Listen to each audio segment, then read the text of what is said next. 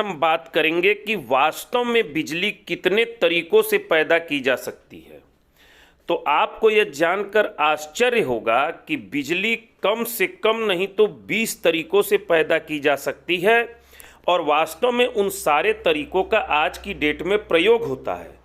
तो सबसे पहले हम उसी के बारे में बात कर लेते हैं जो आजकल बहुत ज़्यादा चर्चा में है, वो है सोलर एनर्जी। सोलर एनर्जी का प्रयोग करके कुल 3 तरीकों से इलेक्ट्रिसिटी जनरेट की जा सकती है और उसमें जो सबसे पहला तरीका है वो है सोलर पैनल, जिसे आप स्क्रीन पर देख रहे हैं। इन सोलर पैनल्स को घर की छतों पर या पार्कों में ऐसे खुली जगहों पर लगा दिया जाता है जहां पर्याप्त मात्रा में सूर्य की रोशनी पड़ती हो। इन्हें कभी कभी जलाशयों में as a floating solar panel भी की तरह यूज किया जाता है। इन सोलर पैनल्स में फोटोवोल्टिक पीवी सेल्स लगे होते हैं जो सोलर एनर्जी को इलेक्ट्रिकल एनर्जी में डीसी में कन्वर्ट करते हैं और फिर हम उसे एसी में कन्वर्ट करके यूज करते हैं। कहीं कहीं उसे एज ए डीसी भी यूज कर लेते हैं। दूसरा जो सोलर पावर प्लांट होता है वो एक्चुअल में सोलर थर्मल पावर प्लांट होता है।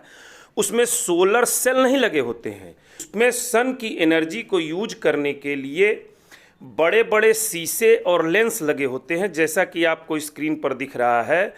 इन लेंस और शीशों की मदद से, इन मिरर और लेंस की मदद से सन की एनर्जी को एक जगह कंसंट्रेट करते हैं और पानी को गर्म करके स्टीम जनरेट करते हैं। उस स्टीम से टरबाइन को रोटेट करते हैं जिससे कि बिजली पैदा होती है। सोलर एनर्जी से जो बिजली पैदा करने का तीसरा तरीका है उसे कहते हैं थर्मोसाइफन बॉयलर्स, रीबॉयलर्स। ये ऐसे ही समझिए जैसे कुछ घरों के छतों पर या आप गेस्ट हाउस में या होटलों में जाएंगे तो बाथरूम में आपको वाटर हीटर नहीं मिलेगा बल्कि गर्म पानी फिर भी आता रहेगा।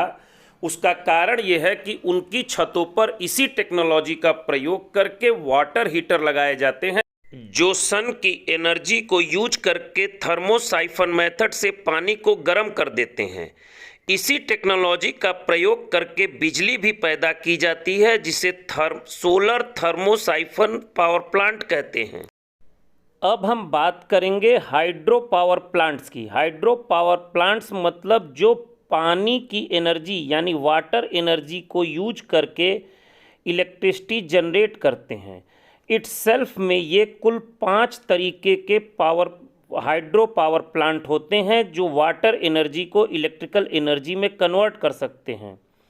उसमें जो सबसे पहला और प्रचलित तरीका है जो आपको स्क्रीन पर दिखाई दे रहा है, ये होते हैं कन्वेंशनल डैम्स। कन्वेंशनल डैम्स एक कंक्रीट की दीवार होती है जिसे बना दिया जाता है और इसके एक साइड में बहुत ज़्यादा पानी कलेक्ट कर लिया जाता है।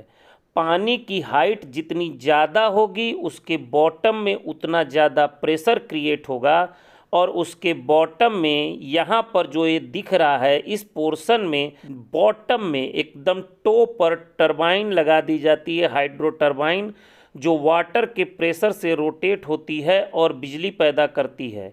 बहुत सारे लोग सोचते हैं कि ये जो ऊपर से पानी गिर रहा है इस मार्ग के द्वारा बिजली पैदा होती है। यहाँ से कोई बिजली पैदा नहीं होती है। बरसात में अगर दूसरे साइड में बहुत ज़्यादा पानी कलेक्ट हो जाएगा और उसे आप ड्रेन नहीं करेंगे तो वो डैम के ऊपर से बहने लगेगा या डैम टूट जाएगा। इसीलिए बरसात के दिनों में जो ज़्यादा पानी होता है उसे ओवरफ्लो करा करके ड्रेन कर दिया जाता है। वाटर एनर्जी से इलेक्ट्रिसिटी बनाने का जो दूसरा तरीका है उसे कहते हैं पम्प्ड स्टोरेज। जैसा कि स्क्रीन पर दिखाई दे रहा है, इसे आप देखकर यही समझ लीजिए कि पहाड़ के ऊपर और नीचे 2 बड़ी बड़ी पानी की टंकियां रख दी गई हैं और उनको पाइप से आपस में कनेक्ट कर दिया गया है और उसके बीच में एक ऐसा इक्विपमेंट रख दिया गया है जो ज़रूरत पड़ने पर पंप का भी काम करे और टरबाइन का भी काम करे। होता क्या है कि दिन के समय जब सोलर एनर्जी रहती है यानी धूप रहता है तो इसे सोलर एनर्जी से इस पंप को मोटर के द्वारा ऑपरेट करके नीचे की टंकी खाली कर देते हैं और ऊपर की टंकी में पानी भर देते हैं। जब रात होती है तो इसी पंप और मोटर को हम टरबाइन में कन्वर्ट कर देते हैं और ऊपर की टंकी में लगा वाल्व खोल देते हैं, जिससे पानी ऊपर से नीचे की ओर बहता है और इससे टरबाइन को घुमाता है। उस टरबाइन से लगा हुआ जनरेटर घूमता है और बिजली पैदा हो जाती है। इस टेक्नोलॉजी का प्रयोग हम वहाँ पर करते हैं जहाँ पर हमारे पास एक्स्ट्रा सोलर एनर्जी है। इस सोलर एनर्जी को हम बैटरी में स्टोर न करके वाटर के फार्म में पहाड़ की हाइट पर स्टोर कर ले रहे हैं और इसे तब यूज करते हैं जब हमारे पास सूरज की रोशनी उपलब्ध नहीं होती है, जैसे कि रात में। हाइड्रो पावर यानी वाटर एनर्जी का यूज करके बिजली पैदा करने का जो तीसरा तरीका है उसे कहते हैं वेव पावर जनरेशन। जैसा कि स्क्रीन पर आपको दिख रहा है, समुद्र की सतह पर हम टरबाइन को लगा देते हैं और जैसे समुद्र के वेव्स जिनमें हम अपना आनंद उठाते हैं, वो समुद्र के वेव जब समुद्र की सतह पर उठते हैं तो वो इस टरबाइन को रोटेट कर देते हैं और बिजली पैदा हो जाती है। जो चौथा तरीका है हाइड्रो पावर को यूज करने का, उसे कहते हैं रन ऑफ द रिवर। कुछ रिवर्स जब पहाड़ से नीचे की ओर बहुत तेज़ी से गिरते हैं तो उनमें फ्लो में इतनी स्पीड होती है कि वो टरबाइन को घुमा देते हैं, जिससे बिजली पैदा हो जाती है। जो जल शक्ति का यूज करके यानी वाटर एनर्जी को यूज करके बिजली बनाने का पांचवा प्रचलित तरीका है, उसे कहते हैं tidal power station. Tidal power station Hindi में जिसे ज्वार भाटा कहते हैं, यानी कि समुद्र के जल स्तर में बढ़ना और घटना, इसको यूज करके हम टाइडल पावर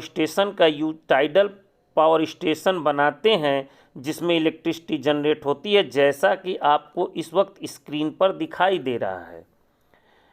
इसके अलावा भी इलेक्ट्रिसिटी जनरेशन के मेथड होते हैं, जिनमें सबसे प्रचलित तरीका है विंड पावर जनरेशन। जैसा कि आपको दिखाई दे रहा है, आप ऐसे ही समझिए कि जब बिजली से लगा छत पर पंखा घूम सकता है, तो अगर इस पंखे को हम किसी ऐसी जगह खड़ा कर दें जिससे कि हवा से पंखा घूम जाए तो डेफिनेटली बिजली पैदा होगी। टेक्नोलॉजी में थोड़ा परिवर्तन करना पड़ सकता है, मगर आप यह एश्योर हो जाइए कि अगर बिजली देने से मोटर घूमता है तो मोटर को घुमाने से वह जनरेटर बन के बिजली पैदा होता है। उसी तरह से अगर आप स्विच ऑन करते हैं और पंखा घूमता है तो इस पंखे को ऐसी जगह लगा दिया जाए जहां पर बहुत तेज़ हवा बह रही हो और इस पंखे की ब्लेड को वो घुमा दे हवा के कारण, तो डेफिनेटली इलेक्ट्रिसिटी जनरेट होगी और इसी को कहते हैं विंड पावर जनरेशन। आपको एक और प्रचलित तरीका बता दें जो शायद आप लोग आजकल कहीं कहीं देख रहे हों, जिसे कहते हैं पीजो इलेक्ट्रिक जनरेशन। जैसा कि आपको स्क्रीन पर दिखाई दे रहा है, एक पीजो इलेक्ट्रिक मटेरियल को बीच में रखकर उसके ऊपर नीचे मेटल की प्लेट्स लगा दी गई हैं और इन प्लेट्स के ऊपर जब हम प्रेशर अप्लाई करेंगे तो इनके बीच एक वोल्टेज डिफरेंस पैदा होगा और इस वोल्टेज डिफरेंस को आप एज ए इलेक्ट्रिक यूज कर सकते हैं। इस टेक्नोलॉजी के द्वारा जो इलेक्ट्रिसिटी अभी जनरेट होती है वो बहुत ही कम मात्रा में होती है, परंतु आपको कहीं कहीं डिस्को में या वॉक में वे पे या जेब्रा क्रॉसिंग पे इस टेक्नोलॉजी द्वारा बिजली पैदा की जाती है। इसके बाद हम उसके बारे में बात करेंगे जिसका नाम है thermal power plant.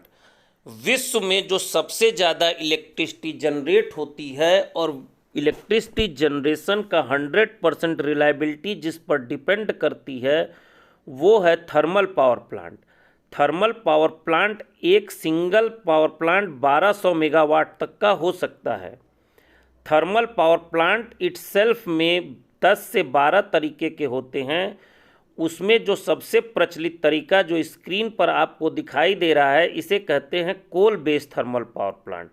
Coal based thermal power plant में बॉयलर में कोयले को जलाया जाता है, इसीलिए इसे coal based thermal power plant कहते हैं। इसी बॉयलर में जब वेस्ट को जलाया जाएगा तो इसे वेस्ट थर्मल पावर प्लांट कहेंगे। कभी कभी बॉयलर में नेचुरल गैस से भी बिजली पैदा की जाती है या पेट्रोलियम गैस को या डीजल को डालकर जलाया जाता है तो उसे पेट्रोलियम थर्मल पावर प्लांट कहते हैं। थर्मल पावर प्लांट का जो दूसरा और प्रचलित तरीका है जिसे स्क्रीन पर आप देख रहे हैं उसे कहते हैं न्यूक्लियर पावर प्लांट। इसमें स्टीम जनरेशन का मेथड अलग होता है, परंतु एक बार जब स्टीम जनरेट हो जाती है तो टरबाइन और जनरेटर वो coal based thermal power plant की तरह ही होते हैं और उसी तरीके से बिजली पैदा होती है।